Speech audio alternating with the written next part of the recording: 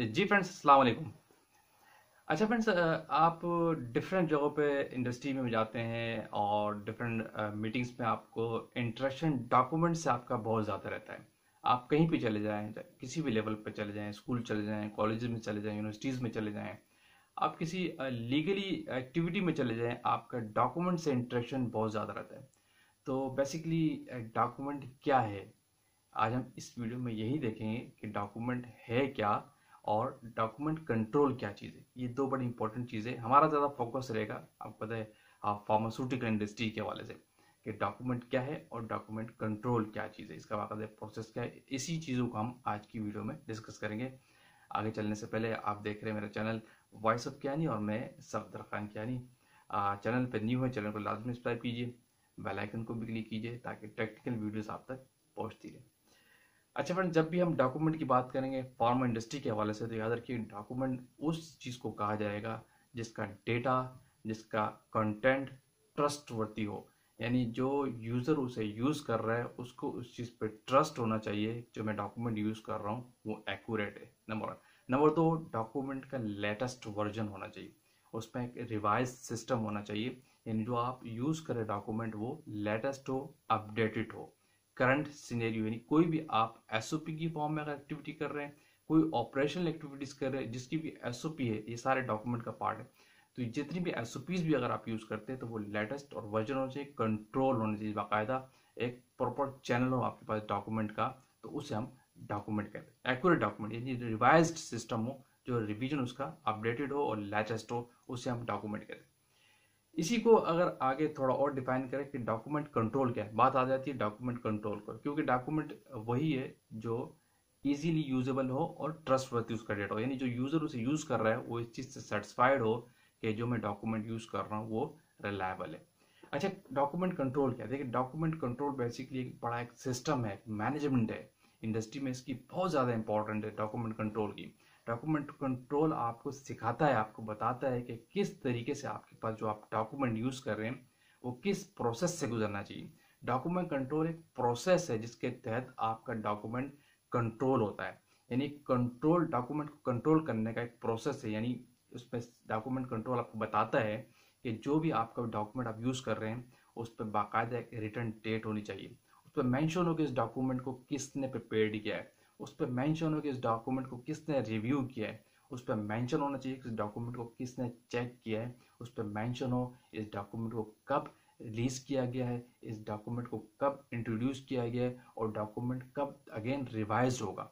Seven, इसके बाद कि डॉक्यूमेंट के रेफरेंसेस क्या है, इस डॉक्यूमेंट को बिल्ड करने के लिए, प्रॉपर चैनल के लिए जिन टॉप मैनेजमेंट के साइन हुए हैं वो लोगों के सिग्नेचर के साथ साथ रेफरेंसेस शो हो कि इस डॉक्यूमेंट को प्रिपेयर करने के लिए कौन से रेफरेंसेस लिए गए। ये डॉक्यूमेंट कंट्रोल का एक प्रोसेस है जिसके तहत आपका डॉक्यूमेंट गुजर के कंट्रोल होता है।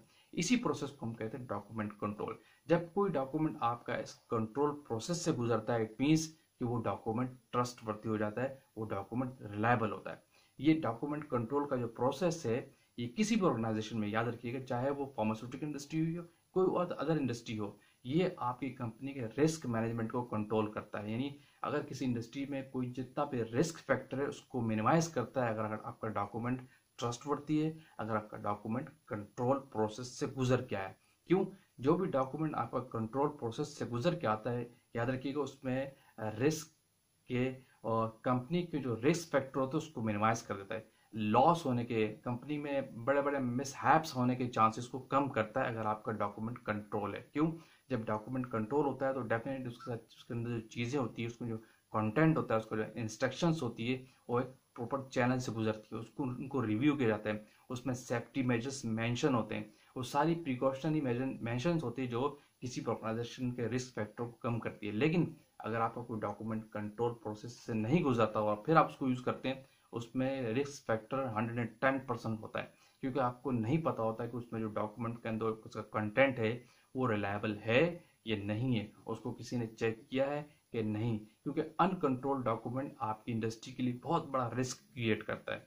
तो हमेशा याद रखिए कि जब भी किसी इंडस्ट्री को डॉक्यूमेंट यूज़ करना है तो प्रोसेस से गुजरने के बाद यूज़ होगा, जिसे हम डॉक्यूमेंट कंट्रोल का प्रोसेस कहते हैं।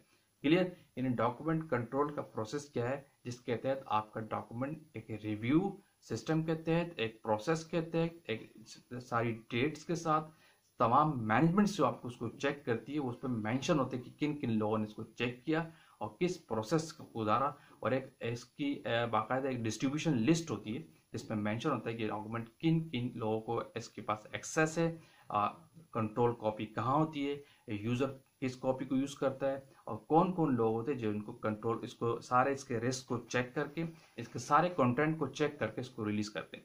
ये होता है बेसिकली डॉक्यूमेंट कंट्रोल का प्रोसेस। क्लियर? आज का हमारा मेन फोकस यही था कि व्हाट इज डॉक्यूमेंट और what is document control process.